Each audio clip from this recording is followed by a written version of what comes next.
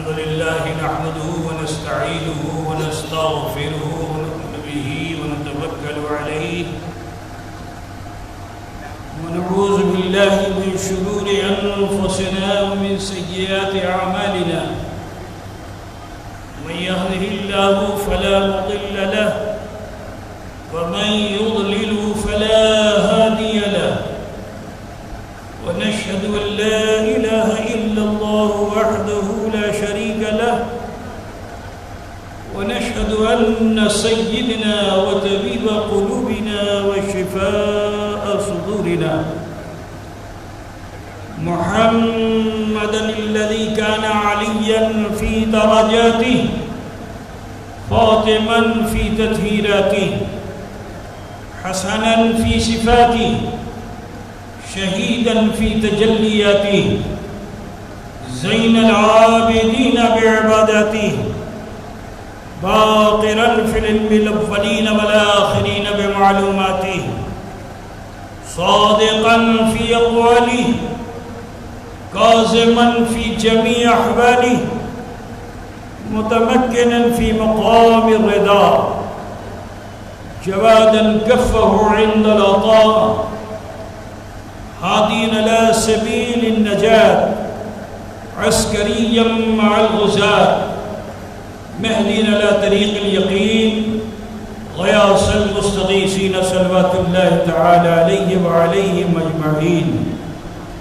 أما بعد فأعوذ بالله من الشيطان الرجيم بسم الله الرحمن الرحيم ما آتاكم الرسول فخذوه وما نهاكم عنه فانتهوا صدق الله مولانا العظيم وبلغنا رسوله النبي الأمي الكريم ونحن على ذلك لمن الشاهدين والشاكرين والحمد لله رب العالمين صدر باوقار محب الفقراء والعلماء والمشايخ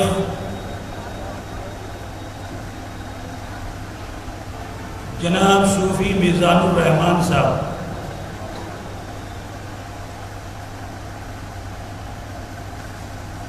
وعزیز القدر مولانا سید محمد نورانی اشرف شرفی الجیلانی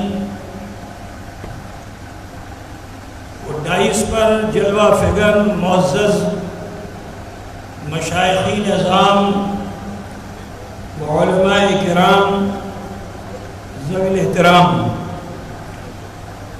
السلام و حاضرین بزم السلام علیکم ورحمۃ اللہ وبرکاتہ۔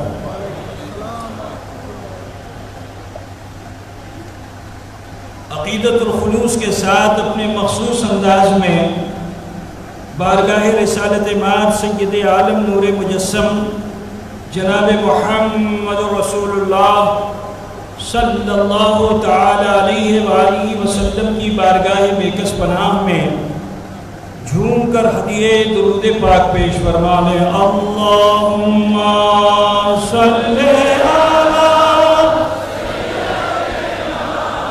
مولانا محمد وعلی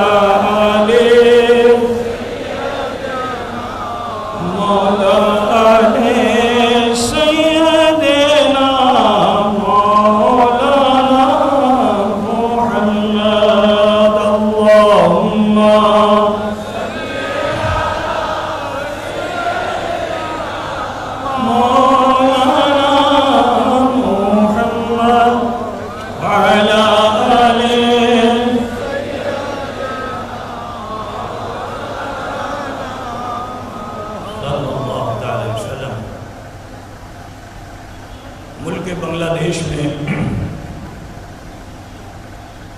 محب صادق جناب میزان الرحمان صاحب زیدہ مجدہ کی دعوت پر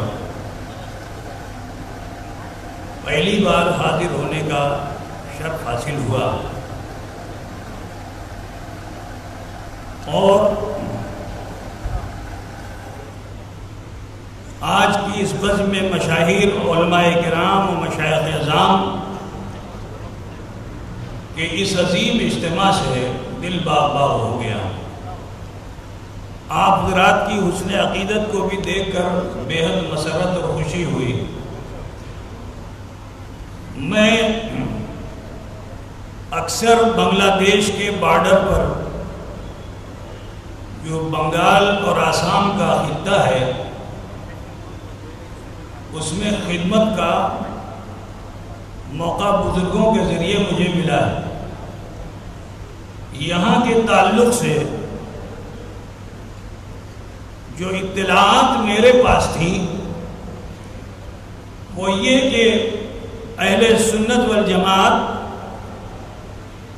اور عاشقان مصطفیٰ کی بنگلہ دیش میں کمی ہو گئی، یہ اطلاع میرے پاس تھی۔ لیکن آج آپ کے اس عظیم اجتماع کو دیکھ کر سبحان اللہ فخر سے سینہ کشادہ ہو گیا ہے۔ سبحان اللہ، نعرہ تکبیر، نعرہ رسالہ، نعرہ غوثیہ، شہادت کربلا۔ میں یہ سمجھتا تھا کہ بنگلہ دیش میں تو ہر طرف وہی ہوں گے، لیکن مزاج مجھے ملا جب میں امیگریشن میں آیا تو اس نے پوچھا کہ آپ تبلیغ میں جا رہے ہیں یا عرس میں جا رہے ہیں؟ تو میں نے کہا اللہ کا شکر ہے کہ عرس کا مزاج بنگلہ دیش میں باقی ہے۔ تو میں نے کہا الحمدللہ ہمارا خاندانی تعلق خانقاہ سے ہے اور ہماری تہذیب عرس سے شروع ہوتی ہے اور عرس پر ختم ہوتی ہے۔ میں یہ بھی سوچ کے آیا تھا کہ یہاں مجھے کچھ بنگلہ بولنی پڑے گی، لیکن مجھے ایسا لگ رہا ہے کہ یہاں بنگلہ بولنے کی مجھے کوئی ضرورت نہیں ہے، جو ماسٹر ہیں وہی بولیں۔ پھر بھی যেখানে আমি বুঝবো কি আপনারা আমার কথা ভালো মতন বুঝতেছেন না, আমি কিছু কিছু বলবো, বাংলাও বলবো ইনশাআল্লাহ তাআলা। ইনশাআল্লাহ আপনারা শুনবেন? সুবহানাল্লাহ।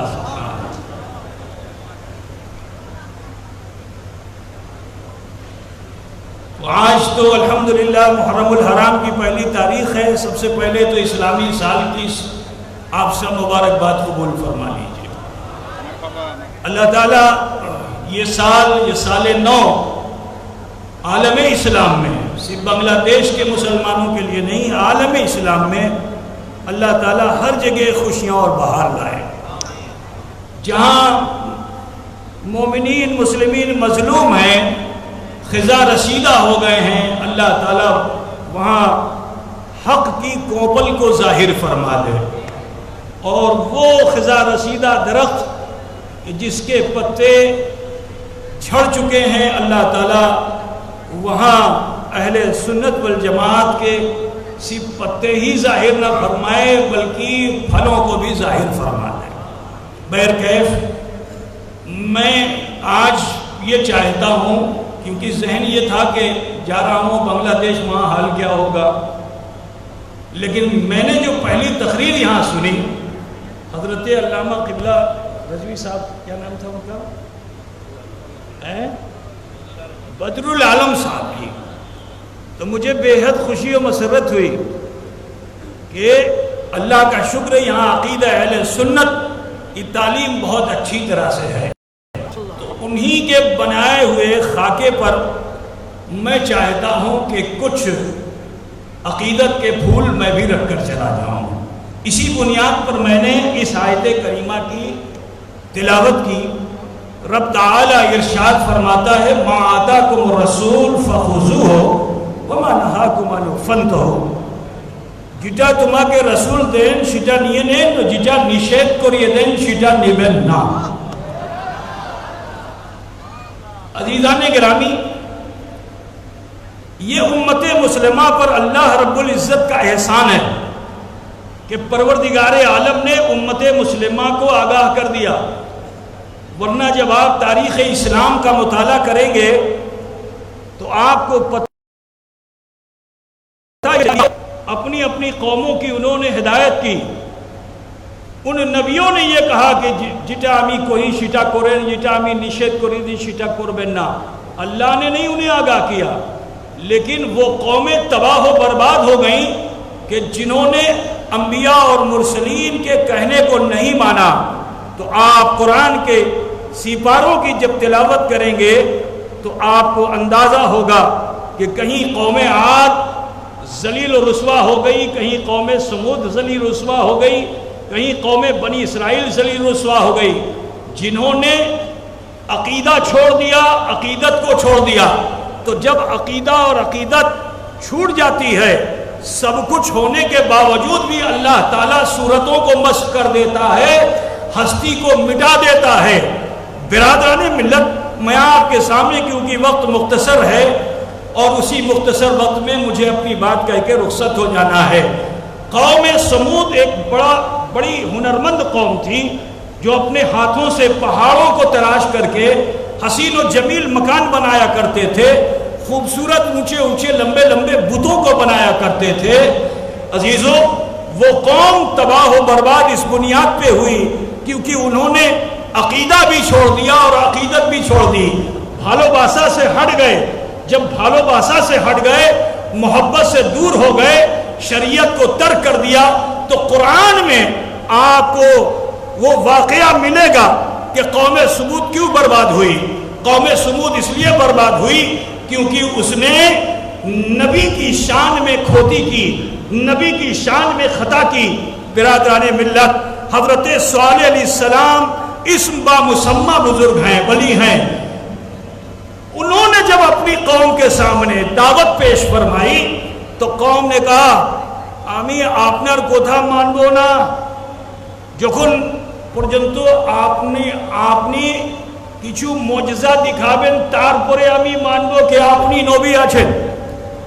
یہ معجزہ اور کرامت ایسی چیز ہے جو دکھائی نہیں جاتی ہے. اگر کوئی دکھائے تو نہ وہ ولی ہو سکتا ہے نہ وہ نبی ہو سکتا ہے، کیونکہ معجزہ اور کرامت دکھایا نہیں جاتا ہے، ہو جاتا ہے. برادران اسلام، نبی نے فرمایا کہ جیٹا ہمیں کوئی شیٹا کریں جیٹا ہمیں نشید کری دے شیٹا کربن نہ. برادران ملت، لیکن فطرت انسانی ہے کہ انسان کو جس چیز سے روکا جاتا ہے انسان اسی کی طرف آمادہ ہوتا ہے. انسان نے یہ کہا کہ نہ، جب تک کہ آپ معجزہ ظاہر نہیں کریں گے ہم آپ کو مانیں گے نہیں. حضرت صالح علیہ السلام پر جب بار بار انہوں نے اصرار کیا تو حضرت صالح علیہ السلام نے کہا اچھا ٹھیک ہے ہمیں دعا کرچی. ہاتھ اٹھایا. آپ جانتے ہو آج اس زمانے میں دعا کی اہمیت ختم ہو گئی. دعا کو کہتے ہیں دعا کینو دعا کربو، ہم تو نماز کا معنی ہی دعا ہے، کینو ابھی دعا کربو ہے نا، ایسا بولتے ہیں. لیکن سنو، سوال دعا سے تقدیر بدل جاتی ہے. لا يتبدل القدر لا يتبدل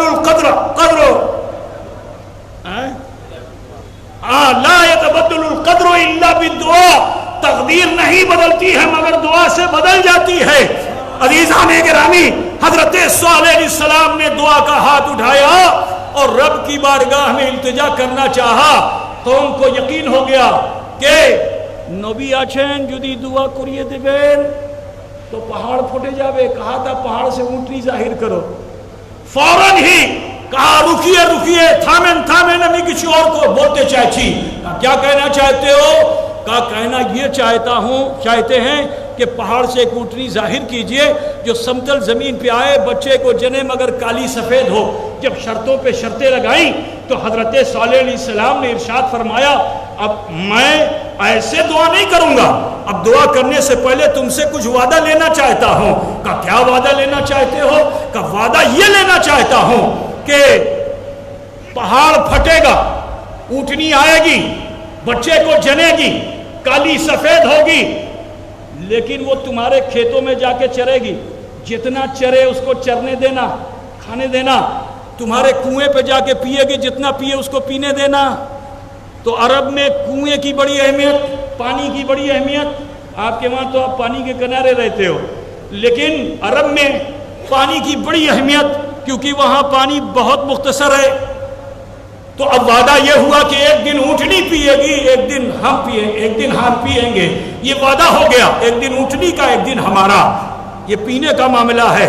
عزیزان گرامی، وعدہ جب ہو گیا تو نبی نے دعا کی، پہاڑ پھٹا، اونٹنی ظاہر ہوئی، کالی سفید تھی، بچے کو جن دیا، لیکن جب کھیتوں میں گئی تو کھیت کا کھیت کھانے لگی، کنووں پہ گئی تو ایک دن میں 2 دن کا پانی پینے لگی۔ قوم گھبرا گئی کہ جدی سمپورو ان ایٹا کھابے تو ہمیں کی کھابو، سمپورو جل جدی ایٹا کھابے تو ہمیں کی کھابو۔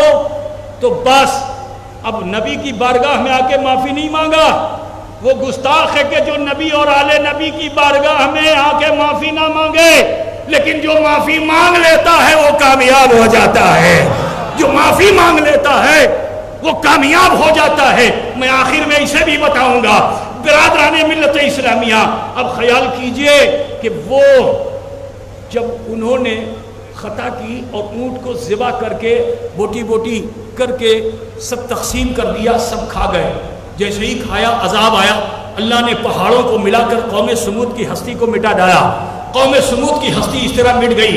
میں یہاں جو بات عقیدے کی بتانا چاہتا ہوں، آج لوگ یہ کہتے ہیں کہ نبی کو غیب نہیں، آج لوگ یہ کہتے ہیں کہ نبی کو غیب نہیں۔ اے عزیزو، اس واقعے سے پتا چلتا ہے کہ نبی کو غیب ہے، کیونکہ نبی نے دعا سے پہلے چیلنج کیا کہ پہاڑ پھٹے گا، یہی تو غیب ہے، اونٹنی آئے گی، یہی تو غیب ہے، بچے کو جنے گی، یہی تو غیب ہے، کالی سفید ہوگی، یہی تو غیب ہے، کھیتوں میں چرے گی، یہی تو غیب ہے، کنووں پہ پیے گی، یہی تو غیب ہے، اور تم اسے تکلیف دو گے، اللہ کا عذاب آئے گا، یہی تو غیب ہے۔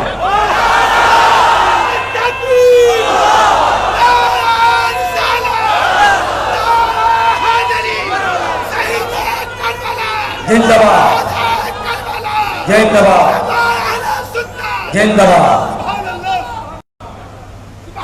ما آتاکم الرسول فخذوہ وما نہاکم عنہ فانتہوا، جو تمہیں رسول دے لو، جس چیز سے رسول منع فرما دے باز آ جاؤ۔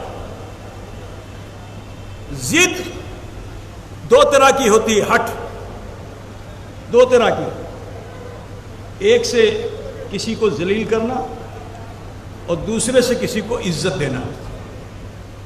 مثلاً میں تو یہاں نہیں جانتا، پہلی بار آیا ہوں، لیکن ہمارے وہاں بنگال میں جب 2 پارٹیاں، ruling party opposition party, ruling party اچھے کام کرنے کی کوشش کرتی ہے اور اپوزیشن پارٹی جو ہوتی ہے وہ اس میں سے کچھ نکالتی ہے۔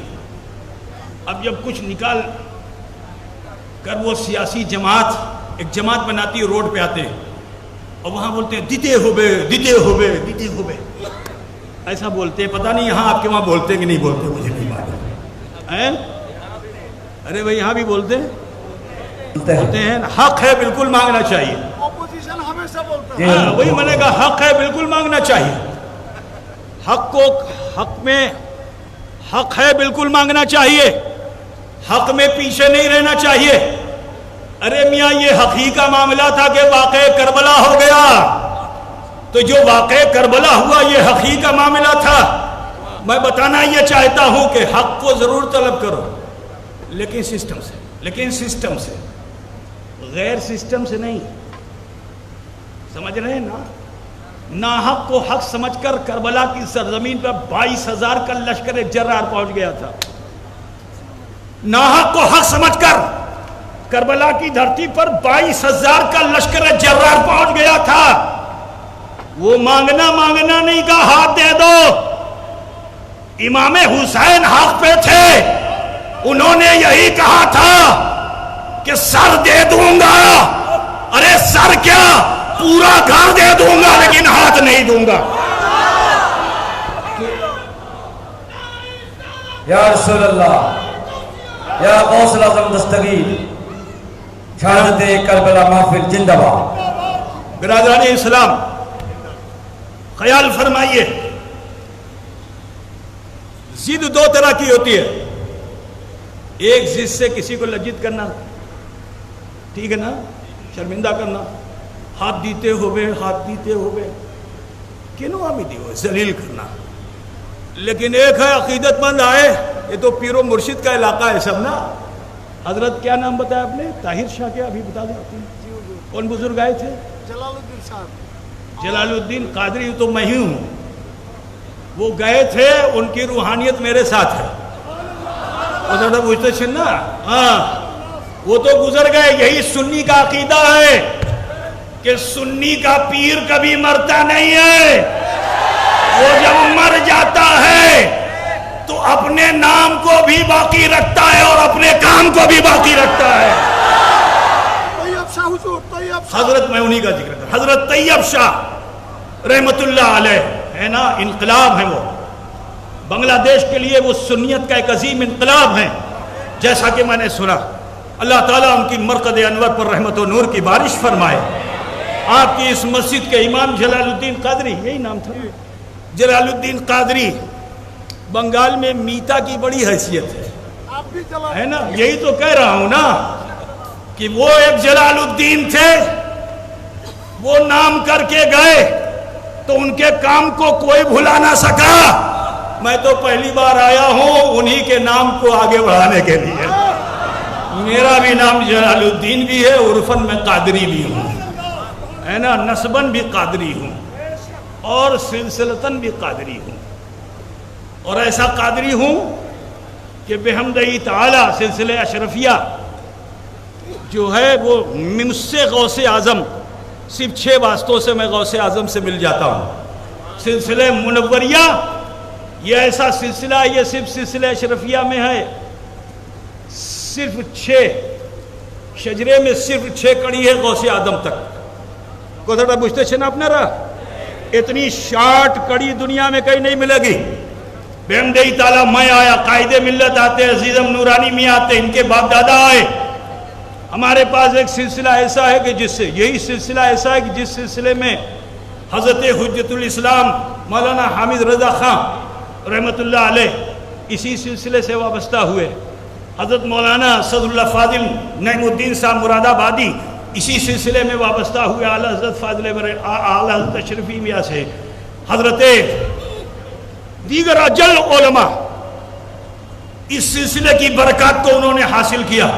خوش نصیب ہیں بنگلہ دیش کے بھی وہ معززین کہ جنہوں نے سلسلہ اشرفیہ کے ذریعے اس سلسلہ قادریہ کو حاصل کیا. جملہ معترضہ کے طور پر میں نے یہ بات کہہ دی. تھوڑے سے وقت میں مجھے اپنی بات کہنے دو. ضد 2 طرح کی ہے, ایک سے لجت کرنا, دوسرے سے عزت دینا. یعنی اب تم پیروں سے وابستہ ہو, تم بھی کہتے ہو ہاتھ دو. وہ بھی کہہ رہا تھا کربلا میں ہاتھ دو. بولو وہ لجت کرنے کے لیے ہی تو کہہ رہا تھا. کربلا میں وہ کہہ رہا تھا ہاتھ دو. امام حسین نے نہیں دیا, لیکن بنگلہ دیش کے اس چٹاگانگ میں اگر کسی سید زادے سے کوئی عاشق رسول یہ کہے کہ ہاتھ دو تو وہ ہاتھ کھینچے گا یا ہاتھ رکھ دے گا؟ ارے بولو نا بھائی, کیا کرے گا؟ ارے بولو نا بھائی, تم مانگو گے سید دے گا نہیں؟ ارے بولو نا بابا, کچھو بولوے نا اپنا رہا بولبن کچھو.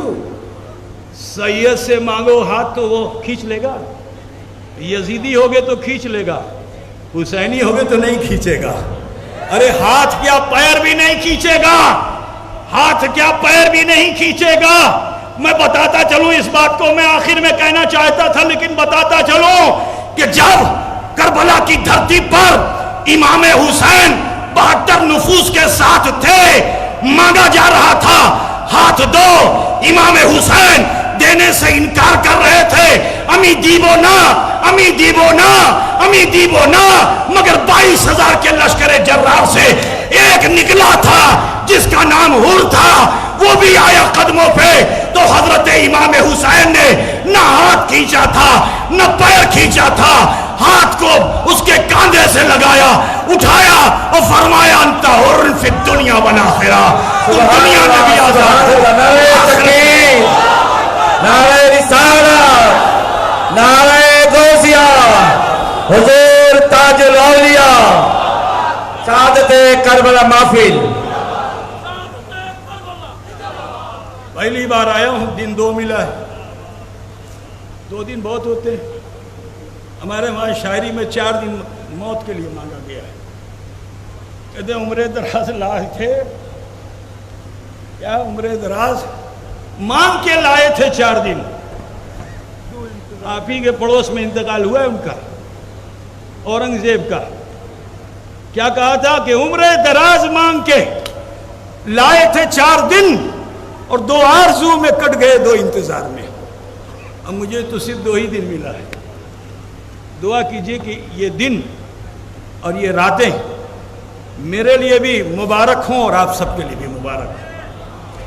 درود پاک پڑھ لیں. اللہم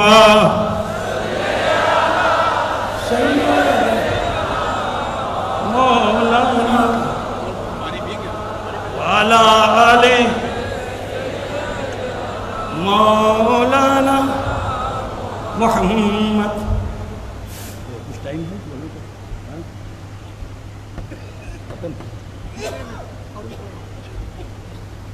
حضرات گرامی، میں عرض کر رہا تھا میری گفتگو کا انداز اسی طرح کا ہے. اگر آپ تھوڑے تھوڑے ٹکڑے سمجھتے جائیں گے نا، تاریخ تو آپ کو سننا ہے. ماشاءاللہ یہاں سے لے کے وہاں تک بڑی جماعت ہے، اور یہ سب کے سب موقر و معتبر علماء بھی ہیں، مشائخ بھی ہیں. انشاءاللہ تعالیٰ ان کے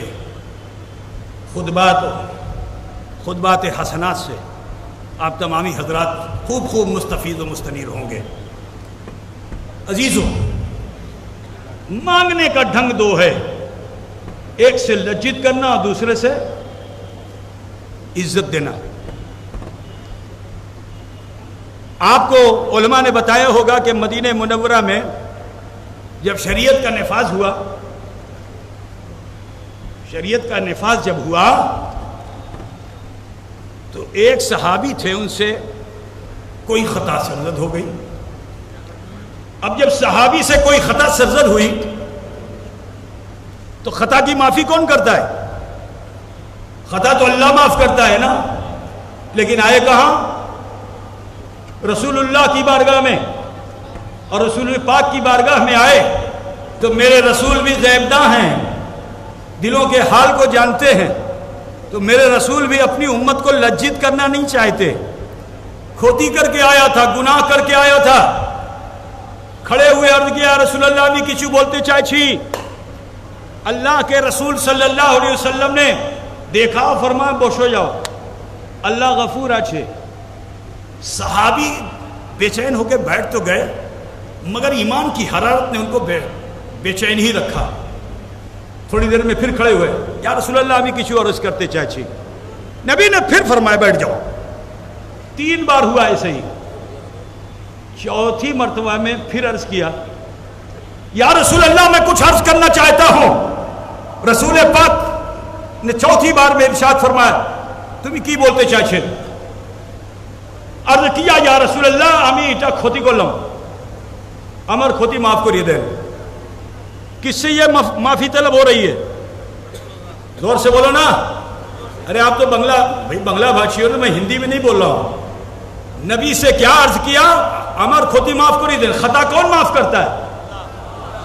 یہی تو رسول اللہ نے بھی ان سے کہا. اللہ خطا معاف کرتا ہے، اللہ غفور ہے. আমি কিছু করতে পারি না. لیکن نبی نے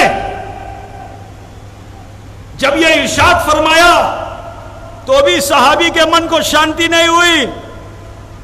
پھر عرض کیا رسول اللہ আমার ক্ষতি মাফ করিয়ে দেন. کہا আমি معاف করতে পারবো না, اللہ غفور আছে.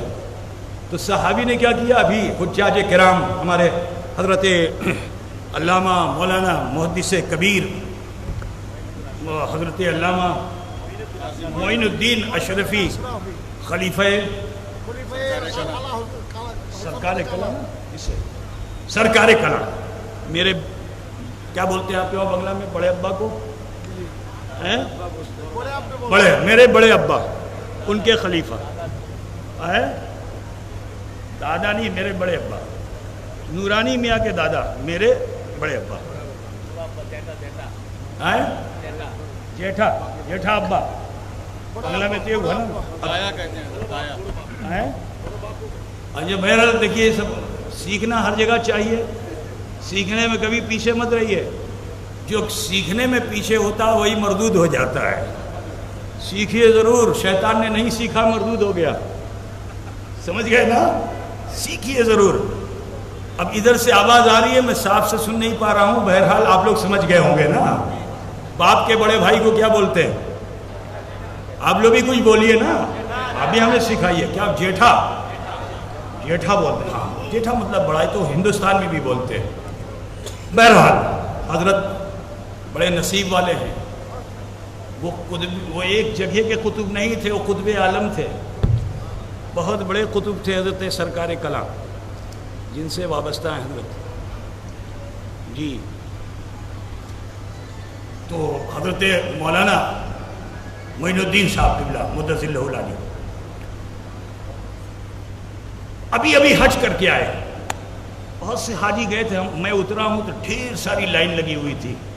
یہ تو حضرت حاجی صوفی صاحب کا بڑا احسان ہے کہ انہوں نے ایک اسپیشل راستے سے ہمیں نکال لیا, ورنہ ہم کہیں ہوتے, بہت لیٹ ہوتے. مگر اللہ تعالیٰ ان کے اقبال کو بلند فرمائے اور اس ملک کو خوب عروج عطا فرمائے, اس ملک کو ترقی عطا فرمائے.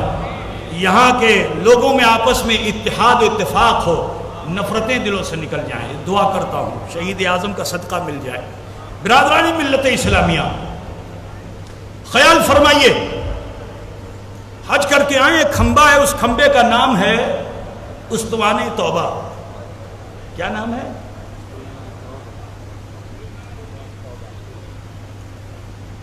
اس کھمبے سے صحابی نے اپنے کو باندھ لیا کہ جکن پرجنتو امر کھوتی معاف ہوبے تارپورے آمی جابو جکن معاف ہوبے نا اپنی ہے کہ نہیں داڑھی تھا. ذرا خیال کرو, حضور تو رؤوف بھی ہیں, رحیم بھی ہیں. میں یہ عرض کرنا چاہتا ہوں کہ حضور رؤوف بھی ہیں, حضور رحیم بھی ہیں. ان جیسا رحم فرمانے والا کوئی نہیں کہ اگر جانور بحیلیے کے جال میں بندھا ہوا ہو تو اللہ کے رسول اس کو جال میں بندھا رہنے نہ دے, اس کو آزادی دلا دے. چہ جائے کہ امت رسول کا ایک فرد فرید کھمبے سے بندھا ہوا ہو اور عرضی لگا رہا ہو. حضور فجر میں آئے دعا نہ کریں, ظہر میں آئے دعا نہ کریں, عصر میں آئے دعا نہ کریں, مغرب میں آئے دعا نہ کریں, تہجد میں آئے دعا نہ کریں. تہجد تو تنہائی کا وقت تھا نا, اسی میں دعا کر دیتے. دعا نہ کریں. ایک دن, 2 دن, 3 دن, 3 شبانہ یوم صحابی کھڑے رہے. ابو لبابہ نام تھا ان کا. 3 شبانہ یوم کھڑے رہے, نبی نے دعا نہیں کی. وجہ کیا ہے؟ بات آئی تھی غیب کی تو سن لو. نبی بھی غیب داں ہیں. نبی گناہ کر کے آنے والے کو تو معاف کر دے, خطا کرنے والے آنے کو معاف کر دے. آج یہ کیسا صحابی آیا کہ جس کی خطا کی معافی مصطفیٰ نہیں فرما رہے ہیں؟ وجہ یہ ہے, میرا وجدان یہ کہتا ہے کہ رسول پاک نے اپنی غیب کی نگاہ سے دیکھ لیا تھا کہ جب میرا یہ دیوانہ مچل جائے گا تو باب رحمت کھلے گا, اور جب باب رحمت کھلے گا تو یہ آیت کریمہ نازل ہو جائے گی جس سے پوری امت بخش دی جائے گی. وَلَوْ أَنَّهُمْ بِالظَّلْمُ أَنفُسَهُمْ جَاءُوكَ, کہ جب تم اپنے انفاس پر ظلم کرو تو کہیں اور نہیں, دربار محمدی میں حاضری دے دو.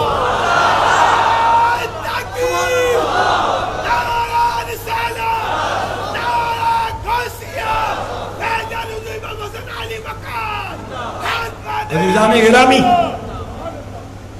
دیکھو وہاں بھی ہاتھ مانگا گیا, ٹھیک, وہاں اب دیکھو دعا کا معاملہ.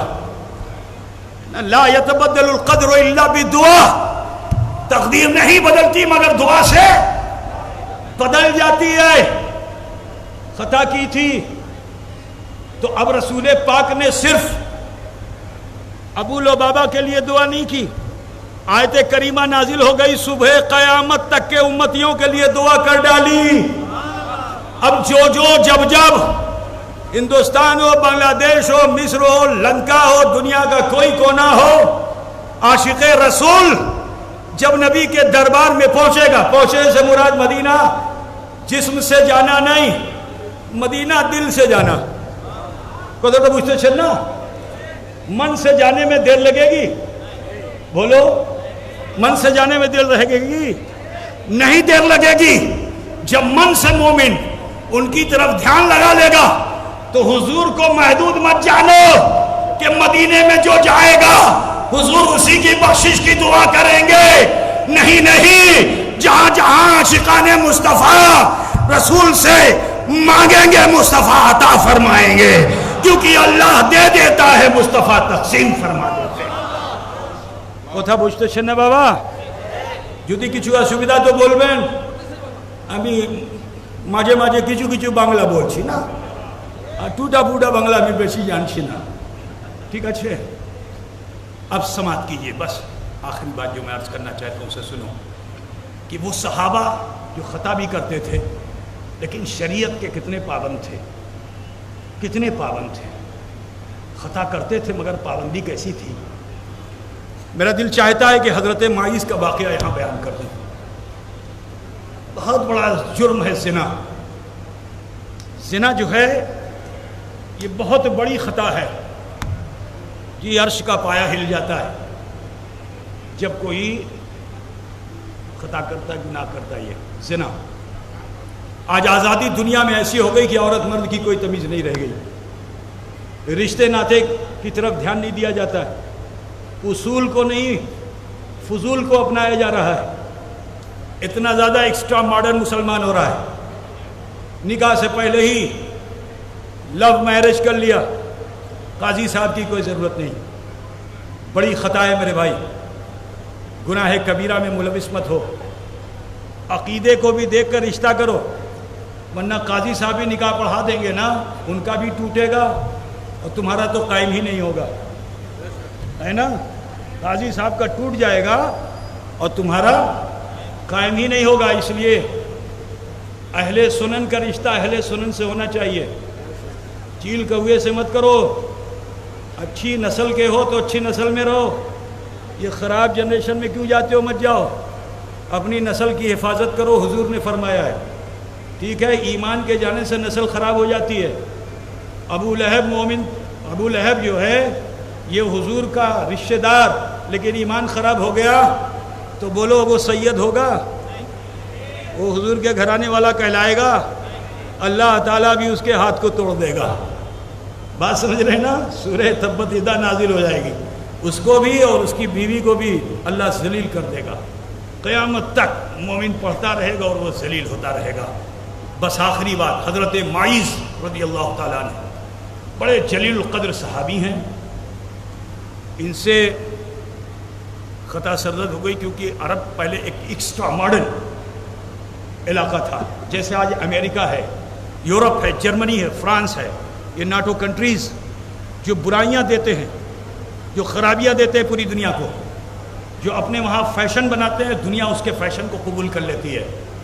یہی حال پہلے عرب کا تھا۔ اس زمانے میں زنا جو ہے یہ عیب نہیں سمجھا جاتا تھا، تہذیب کا حصہ تھا۔ کوئی عورت کسی مرد سے رشتہ قائم کر لے تو مکے سے مدینے اسلام آ گیا، بانی اسلام بھی آ گئے، مسلمان بھی آ گئے، لیکن مزاج و تہذیب تو وہی نا، کلچر وہی۔ تو اب جب کلچر وہی تو وہاں آئے تو یہ عمل بھی ہو رہا تھا، رشتے قائم ہو جاتے تھے۔ لیکن جب آیت کریمہ نازل ہو گئی زانی اور زانیہ کے تعلق سے کہ انہیں کیا سزا دینی ہے، کوڑے مارے جائیں گے یا سنسار کیا جائے گا، پتھر مارا جائے گا، یہ سنا انہوں نے اور بھول گئے، عادت کے مطابق کسی سے زنا سرزد ہو گئی۔ حالت زنا ہی میں تھے کہ اچانک خیال آ گیا کہ ارے میں نے تو فلاں دن حضور کی محفل میں یہ سنا تھا، اٹا امی بھول کرلم، اٹا امی کھوتی کرلم۔ صحابی رسول بارگاہ مصطفیٰ میں حاضر ہوئے اور عرض کیا، یا رسول اللہ ہمیں کچھ بولتے چاہیے۔ آپ کو معلوم ہے کہ حضور انڈیویجول جو جرم و خطا کسی کا ہوتا تھا تو اس کو چھپانے کی کوشش کرتے تھے۔ حضور کی بارگاہ میں جب آ کے عرض کیا، آپ نے ان سے بھی فرمایا بیٹھ جاؤ بیٹھ جاؤ، اللہ غفور ہے، اللہ غفور ہے۔ صحابی بیٹھ گئے، ایمان کی حرارت نے پھر کھڑا کر دیا، 2 بار 3 بار 4 بار۔ آخر میں حضور نے فرمایا کیا بولنا چاہتے ہو؟ تو صحابی نے عرض کیا مجھ سے یہ بھول ہو گئی، تو دیکھو آج اس زمانے میں عدیم الفرصتی کی بنیاد پہ کچھ غیر ذمہ دار، سارے علماء کی بات نہیں کرتا، کچھ غیر ذمہ دار علماء جلدی سے فتویٰ دے دیتے ہیں، پرچہ آیا دیکھا اور اسی پہ لکھ دیا، صحیح غلط جو لکھنا لکھ دیا۔ نہیں، اسوہ رسول پر عمل کرنا چاہیے۔ حضور کی بارگاہ میں مجرم خود چل کے آیا تھا، اب جب اس مجرم نے اپنے جرم کا اقبال کر لیا تو اللہ کے رسول کو فوراً سزا دینی چاہیے تھی، لیکن رسول پاک نے صحابہ سے اشارہ کیا، کیا پاگل تو نہیں ہے، مینٹل تو نہیں ہے؟ صحابہ نے کہا نہیں یا رسول اللہ، یہ تو بہت بالکل ہوش میں ہے، ہوش و حواس میں ہے۔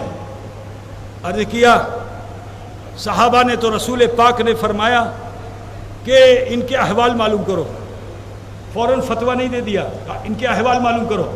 صحابہ نے احوال معلوم کیے، پتہ چلا جو کہہ رہے وہ سچ ہے۔ جب اس کی گواہی بھی آ گئی تو رسول پاک صلی اللہ علیہ وسلم نے حکم دے دیا کہ انہیں لے جاؤ اور چوراہے پر کھڑا کر کے پتھر مارو۔ میرے بھائی، میرے بھائیوں، میری بہنوں، سب سے کہنا ہے اس چیز کو سن لیجئے۔ آج ہمارے سماج میں جو فتنے کھڑے اس کی وجہ یہ ہے کیونکہ ہم اپنے خطا کرنے والے سے صلہ رحمی کرتے ہیں۔ غور سے سنیے گا میرے بھائی، جو خطا کرتا ہے ہم اس سے صلہ رحمی کرتے ہیں، اس کو بچانے کی کوشش کرتے ہیں۔ صلہ رحمی اپنے عزیز و اقارب سے کرو، بہت اچھی بات، لیکن اگر شریعت کا مجرم ہو گیا تو عزیزوں پھر صلہ رحمی مت کرو، یہ شریعت کا حکم ہے۔ صحابہ کرام بیچ میں تھے، حضور نے فرمایا انہیں لے جاؤ پتھر مارو، تو ان صحابہ میں اس صحابی کے رشتہ دار بھی تھے، عزیز و اقارب بھی تھے، دوست احباب بھی تھے، لیکن کسی نے مرثی اپیل نہیں کی، یا رسول اللہ ایٹا پہلی غلطی ہے، اپنی معاف کریے دیں۔ اللہ کے رسول سے یہ نہیں عرض کیا یا رسول اللہ کھوتی معاف کر دیجئے، خطا معاف کر دیجئے، یہ نہیں عرض کیا، بلکہ سب گئے ہاتھوں میں پتھر لے کر چوراہے پہ کھڑے ہوئے، سب نے پتھر مارا، رشتہ کسی نے نہیں دیکھا، شریعت دیکھی، رشتہ کسی نے نہیں دیکھا، شریعت دیکھی، یہاں تک کہ حضرت ماعز جان بچانے کے لیے گلی میں بھاگنا چاہتے تھے تو صحابہ کا جوش ایسا تھا کہ وہ گرفت لے لیتے تھے، پکڑ لیتے تھے، گلی کا راستہ بند کر لیتے تھے، جانے نہیں دیتے تھے۔ برادران ملت اسلامیہ راستہ بند کر لیتے تھے، یہاں تک کہ حضرت ماعز شہید ہو گئے۔ مدینے میں چرچا ہو گئی، اتو بڑو صحابی چلیں جنت پاوین کے دوزخ، جنت پاوین کے دوزخ، جنت پاوین کے دوزخ، سب میں یہ چرچا تھی، یہاں تک کہ مسجد نبوی میں بھی آ گئے اور یہاں بھی صف لگا کے بیٹھے تو آپس میں گونج ہو گئی جنت پاوین کے دوزخ۔ اسی وقت حضور تشریف لائے، آپ کی سماعت میں بھی یہ بات آئی، اللہ کے رسول صلی اللہ علیہ وسلم کا مزاج ایسا تبدیل ہوا کہ آپ مصلی کے بجائے ممبر پہ چلے گئے اور ایک بلیغ خطبہ مرحمت فرمایا کہ اے میرے صحابہ، جس کے بارے میں تم گمان کرتے ہو کہ اسے جنت ملے گی یا دوزخ ملے گی، تو میں اعلان کرتا ہوں جنت میں یہ میرے ساتھ ہوگا۔ ما آتاکم الرسول فخذوا وما نہاکم عنہ فانتہوا، جو تمہیں رسول دیں اسے لے لو اور جس چیز سے رسول منع فرما دے باز آ جاؤ۔ عزیزوں، یہ محرم الحرام کا مہینہ ہے، شہید اعظم کانفرنس ہے، تاریخ آپ کے ذہنوں میں رچی بسی ہوئی ہے۔ آپ کو معلوم ہے کہ اسلام میں فتنے کیسے کیسے ہوئے، حالات ایسے ہو گئے کہ واقع کربلا رونما ہوا، اور امام علی مقام علی جدہ علیہ السلام ان کے رفقا تھے کہ جنہوں نے میدان کربلا میں حق پر قائم رہ کر کے اپنے بیٹے علی اصغر کا بچپنا بھی دے دیا، جواں سال بیٹے علی اکبر کی جوانی بھی دے دی، عباس علم بردار اور اون و محمد کا شباب بھی دے دیا۔ برادران اسلام، صرف اس لیے تاکہ جناب محمد رسول اللہ صلی اللہ علیہ وسلم کی شریعت باقی رہے، اسی لیے خواجہ خواجگاہ نے ارشاد فرمایا تھا کہ شاہ ہست حسین بادشاہ ہست حسین، دین ہست حسین دی پناہ ہست حسین، سر داد نداد دست در دست یزید، حقا کے بنائے لا الہ ہست حسین۔ آخر میں چلتے چلتے جو امام حسین نے کربلا کی سرزمین پہ کیا تھا، میں انہی کی آل ہوں، چاہتا ہوں کہ اس پر ہم تم سب عمل کر لیں، اور پھر اس کے بعد حضرت جناب میزان الرحمان صاحب قبلہ آپ کو آگے بتائیں گے کیا کرنا ہے کال انشاءاللہ، کال حضور انشاءاللہ شہادت کربلا کا بارے میں انشاءاللہ۔ ایک منٹ میں میرا معمول جی تو مجھے کر لیں۔ دیکھیے خطائیں سب سے ہوتی ہیں، ضروری نہیں کہ آج جو آیا کل بھی آ سکے، اللہ کرے کہ وہ 10 کو لے کے آئے، اور مجھے امید ہے کل آپ لوگ کم سے کم 2 کو تو ضرور آپ اپنا ساتھی بنا کے آئیں گے۔ کیا بھائی آپ اکیلے آؤ گے کہ اپنے ساتھ کچھ لوگوں کو لے کے آؤ گے؟ تو ہاتھ تلے بولو نا، ایک ہاتھ سے کام نہیں چلے گا، 2 ہاتھ، ہاں ٹھیک، ہاتھ نیچے کرو۔ دیکھو ہم سب خانقاہوں سے تعلق رکھتے ہیں، اور خانقاہ کا وجود جو ہے وہ واقع کربلا سے ہی ہے۔ اگر کربلا نہ ہوتا تو خانقاہ نہ ہوتی، بات سمجھے نا؟ اور کسی نہ کسی خانقاہ سے ہمارا تعلق ہے، ہم کسی دائرے میں ہیں، ٹھیک ہے؟ خانقاہ کو دائرہ کہتے ہیں، زاویہ کہتے ہیں، ٹھیک ہے نا؟ ہر جگہ ہے۔ حضرت مصر سے تشریف لائے ہیں، وہاں بے شمار خانقاہیں، عرب میں بہت سی خانقاہیں۔ خانقاہ کو جو وجود حاصل ہوا ہے وہ واقع کربلا سے، ٹھیک ہے نا؟ کیونکہ رونا سیکھنا ہے تو کربلا کے واقعے کو ضرور یاد کرنا ہوگا، اور خانقاہ ہنسنے کی جگہ نہیں، خانقاہ رونے کی جگہ ہے۔ خانقاہ دوسروں کو نہیں دکھاتی، خانقاہ یہ تعلیم دیتی ہے کہ آئے ہو تو اپنے کو دیکھ لو۔ علی کا فیضان یہی ہے، یہ علی نے کسی ولی سے نہیں ملایا، ٹھیک ہے نا؟ اولا سے ملایا، رب اولا سے ملایا، اور علی نے کسی ولی سے نہیں ملایا، رب اولا سے ملایا۔ اور علی کا یہ فرمان ہے کہ من عرف نفسہ فقد عرف ربہ، کہ جس نے اپنے نفس کو پہچان لیا اس نے اپنے رب کو پہچان لیا۔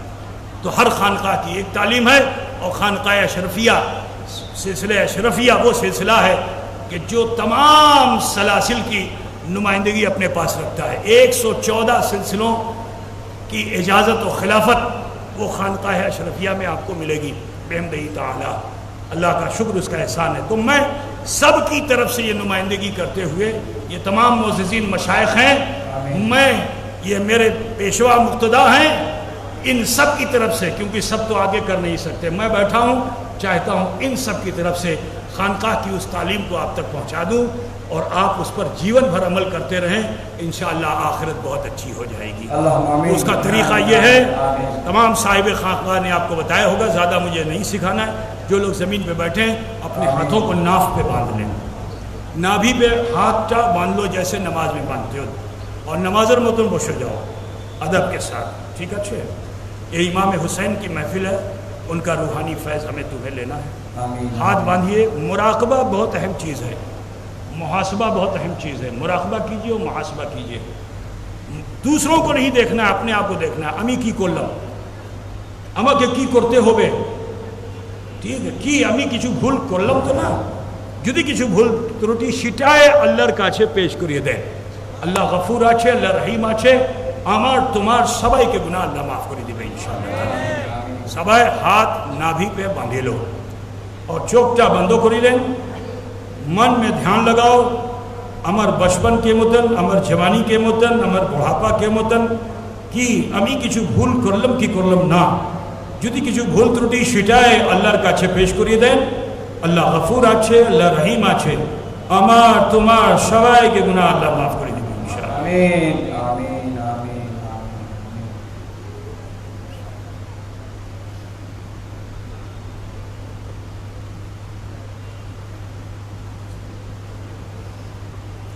पढ़िए जैसे मैं पढ़ता हूँ, बिस्मिल्लाहिर्रहमानिर्रहीम। जिगर के पढ़ो, ला इलाहा इल्लल्लाह मुहम्मदुर रसूलुल्लाह। अल्लाह ही माबूद है, मुहम्मदुर रसूलुल्लाह सल्लल्लाहु अलैहि वसल्लम अल्लाह के सच्चे रसूल हैं। अस्तगफिरुल्लाह रब्बी मिन कुल्ले ज़म्बिन व अतूबु इलैह।